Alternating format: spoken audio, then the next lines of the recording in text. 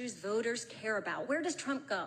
Migrant crime, carjackings, the really lurid, awful stuff that is a crazy, crazy visual. Don't take the bait, because most Americans are more worried about how are we going to address mental health issues, the visible homelessness that we see on streets, and how do we deal with mental health and other issues that drive the sort of random incidents that scare all of us. That's what you should be talking about. That's where you should be focused. Don't take the bait in talking about migrant crime or carjackings or the things that actually don't matter to that many Americans. And welcome back to the channel. Today we're going to be talking about the Democrats and the free fall they seem to be in. They can't climb out of the hole with this. Yeah, it doesn't seem they've learned their lesson since the DNC in 2024, which just full of a bunch of buffoonery, all the woke nonsense, and their approval rating is at a historic low. Their fundraising it speaks volumes that after the Fed crackdown on Act Blue, their main funding platform, uh, their fundraising is non-existent. They're losing voters left and right. And I put together a couple of clips to kind of drive that point home. Look, the Democratic brand right now has about the appeal with the American voter as the Cracker Barrel rebrand has with the American consumers.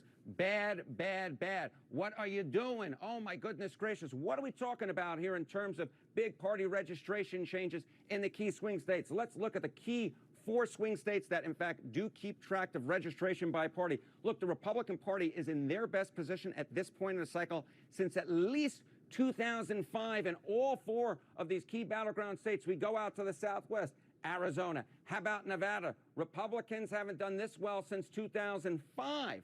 Oh, my goodness gracious, at this point in the cycle. North Carolina, I couldn't find a point at which Republicans were doing better at this point in the cycle. It's at least this century. It probably goes way back in the last century. And Pennsylvania, very similar. Republicans doing better at this point than at any point this century, at least as far as I could find. Now, what types of gains are we talking about here for the Republican Party? Well, let's compare it to this point during the first Trump administration all the way back in 2017. Look at this. The Republican Party gains in party registration compared to this point back in 2017 during the Trump first administration. In Arizona, you got a Republican gain of 3 points. Okay, how about Nevada? Up the hill we go, even though we're sticking in the Southwest. A gain of 6 points. How about, again, we come to the East Coast, North Carolina, a gain of 8 points for the Republicans. And in the Keystone State, in the Commonwealth of Pennsylvania, again, we're talking about a gain of 8 points. My goodness gracious, for Republicans, they are converting old former Democrats to their side of the ledger, as well as picking up new voters, registering new voters, and it absolutely paid off for them back in the 2024 election. While there are still more Democrats registered nationwide than Republicans, though they point out that's simply because in states like California, you can register by party, whereas in a lot of red states, you can't. So that's even questionable. They say, nonetheless, for the first time since 2018, more new voters nationwide chose to be Republicans than Democrats last year. Of the 30 states that track voter registration by political party, Democrats lost ground to Republicans in every single one between 2020 and 2024, and often by a lot. That 4-year swing toward the Republicans adds up to 4.5 million voters, a deep political hole that could take years for Democrats to climb out from. It goes on to say all 4 presidential battleground states covered by the Times analysis, Arizona, Nevada, North Carolina, and Pennsylvania, all of them showed significant Democratic erosion. In North Carolina, Republicans erased roughly 95% of the registration advantage that Democrats held in the fall of 2020. They quote Michael Pruser, who tracks voter registration closely as the director of data science for Decision Desk HQ, an election analysis site, quote, I don't want to say the death cycle of the Democratic Party, but there seems to be no end to this. There is no silver lining. There is no cavalry coming across the hill. Yeah, and that's not all. The bad news just keeps on coming. Jesse Waters had something nice to say about that too. Nobody likes interventions, but sometimes they're necessary. Democrats just staged one in Tampon's backyard. Before the party started, the DNC accused Tampon of stealing Pocahontas's property. Her name is Lindy Somek, who is from the Saginaw Ojibwe Nation, and she's going to deliver our land acknowledgement today. Lindy? Bonjour, Lindy Somek, Nindichnikaz, Amek Dodam, Saginaw Chippewa Dojaba, Anishinaabe Kwe, and Dow. Let's talk about the land for a second. The DNC acknowledges and honors the Dakota Oyate, the Dakota people, who are the original stewards of the lands and waters of Minneapolis. They said the land is stolen, but aren't giving it back. After the land apology, it was a lecture on love. Love is often seen as a feeling or an idea, but love is action. When neighbors are oppressed, silenced, or hurt, we must act in love. Being a neighbor both breaks my heart and keeps it beating. Democrats love everybody except Republicans, Christians, and cops. Other than that, though, it is Love Island. But the love didn't last long. DNC Chair Ken Martin ditched the hugs and reached for the knife. Love Island, man. I'm sick and tired People are of this clowns. Democratic Party bringing a pencil to a knife fight. We cannot be the only party that plays by the rules anymore. We've got to stand up and fight. We're not going to have a hand tied behind our back anymore. Let's grow a damn spine and get in this fight, Democrats. The message is spreading. Listen to this guy running for Senate at the Bernie rally. We don't back down. We don't back down. We don't back down. With all due respect, if they go low, we don't go high. We take them to the mud and choke them out. He must mean a mostly peaceful choke. Back at the convention, Tampon was the headliner. The privilege of my lifetime to stand beside someone we know was the most qualified and would have been a fantastic president in a President Harris. You're gonna cut that one off right there. I can't stand watching Tim Walz, you know. And there's a reason this is happening too. Their leadership is a joke. Hakeem Jeffries, the guy can't give you a straight answer on anything. It's Dodge City all the time. All right, so yeah, I wanna react to an interview Hakeem Jeffries did maybe a week or two ago. I meant to do a video on this sooner, but nonetheless, I've done it now, and I'm gonna react to the entire interview, and you know, you'll see what I mean. Like he's a joke. It's Dodge City with him all over the place. Let me see where I put this. Join us right now, House Minority Leader Hakeem Jeffries. There is so much to talk to you about this morning, about everything that's going on in Washington, about the BLS, the Fed. We could talk about NVIDIA, Democratic Party, but I want to start with this. And by the way, mea culpa on me too. But I'm curious where you land. For the last several months, the Democratic Party, for the most part, has been publicly suggesting that because of these tariffs, that the economy was going to falter, that there was going to be a massive recession. And for whatever reason, that has not happened. And I'm curious why you think that hasn't happened and whether you think it was a mistake to be as critical as you have been. Well, good morning. Great to be with you. Donald Trump promised on day one that costs were going to go down. Costs haven't gone down. They've gone up. What we have seen, in fact, is job creation go down almost to record low levels. And so there is reason to believe that the economy is not moving in the right direction. The erratic tariff policies have created a great deal of uncertainty in the business environment, and uncertainty, of course, doesn't allow for the type of explosive economic growth that we will all like to see here in the United States of America. I think there's no real basis to conclude that Donald Trump has been successful, particularly as it relates to the core issue of driving down the high cost of living in the United States of America, which is too high, which was his fundamental promise to the American people. Costs aren't going down, they're going up. But are you surprised? I'm just asking, just as a person, are you surprised that the tariffs haven't had a bigger impact on prices, for example? I think it remains to be seen where this is headed. I'm deeply concerned that the tariffs are going to exacerbate the inflationary challenges that we already have in the United States of America, the affordability issues that we have in the United States of America, particularly as it relates to consumer goods and consumer goods that are going to be important to the American people. Look, even Jerome Powell has came out and admitted they were wrong about the tariffs. They haven't driven the costs down, up as much as they expected to. Like, it didn't drive inflation up the way they expected to. Even the Fed chair has admitted to this. This guy's just delusional, and he had no problem with all these prices going up under Biden. As folks prepare to send their children back to school.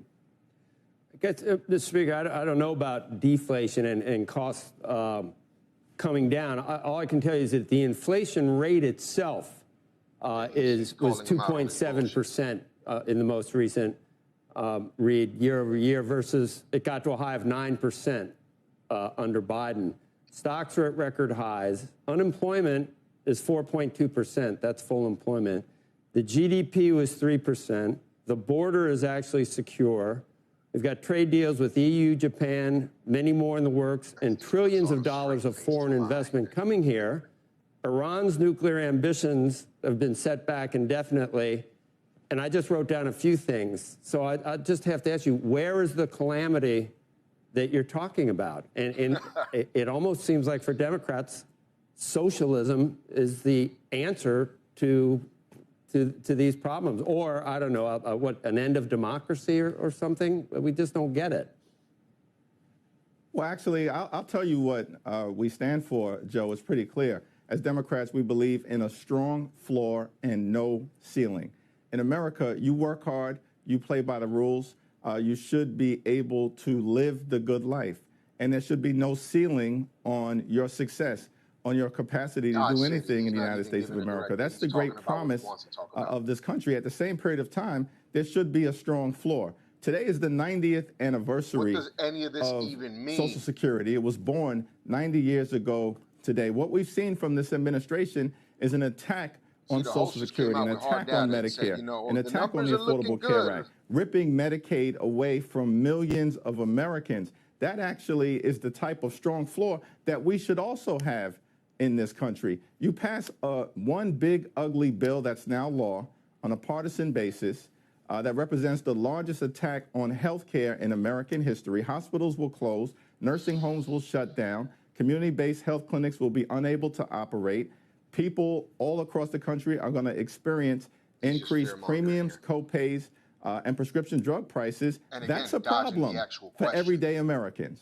I'm not talking about people who are already wealthy and well-off and well-connected. I'm talking about the everyday Americans that I represent in Brooklyn and that we're fighting hard for. In fact, those same Americans, food is being ripped out of the mouths of hungry children, veterans, and seniors with the largest attack on nutritional assistance in American history. I find that problematic in the United States of America, and millions of people do so as well. Leader, where do you land on this mayoral race in New York, and in particular on Mondani, who is clearly now the front runner in this situation, won the primary? You have not publicly come out endorsed him yet, and I'm curious what you're thinking. Well, he ran a strong race in the primary, obviously, relentlessly focused on affordability, which is a big problem, of course, here in New York City, along with every other part of the United States of America. And he outworked the opposition, he outmessaged the opposition, and outorganized the opposition. But now during the general election, of course, he's going to have to demonstrate to a broader electorate, including in many of the neighborhoods that I represent in Brooklyn, that his ideas can actually be put into reality. And that's, the conversation that he's having with me and having with people who are community leaders and residents in the 8th Congressional District I serve. And that sounds like you're not convinced then yet.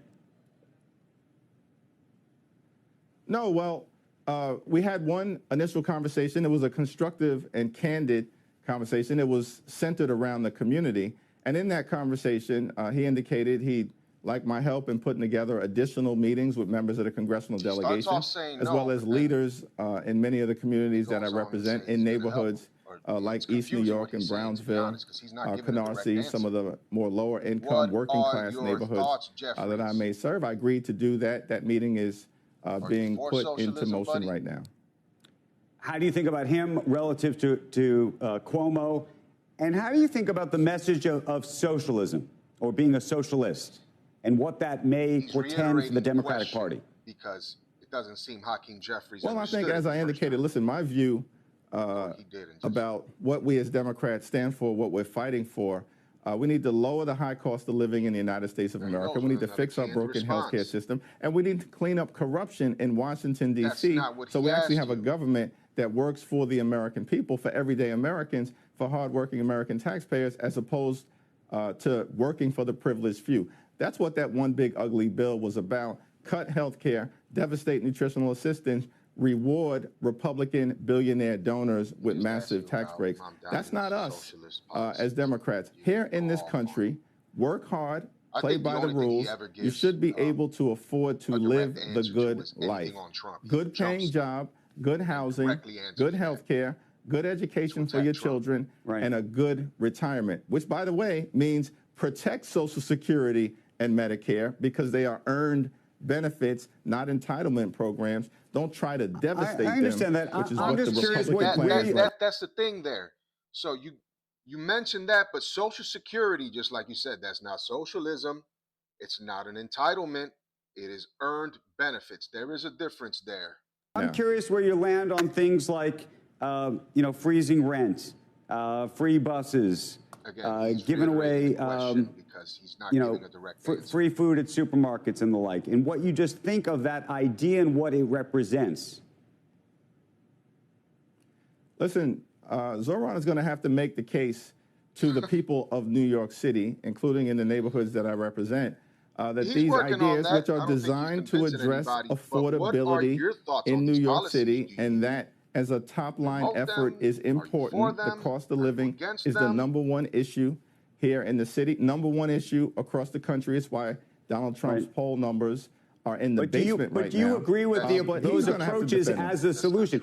Look, you and I agree. Affordability is this number one issue in New York, is the number one issue in the country.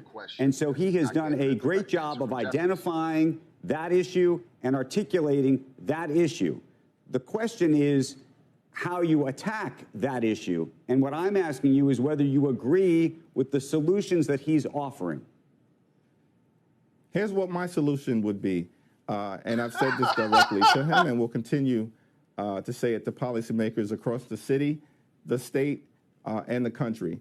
We have a situation in New York City and across America where the demand for housing that is affordable greatly exceeds the supply. That's a problem. That imbalance is jamming people up. Working class residents, moderate income residents, middle class residents. In New York City, if you're a police officer married to a nurse, you can't even afford to purchase a home in this city. That's problematic. So we have to build our way out of this problem. That's all hands on deck.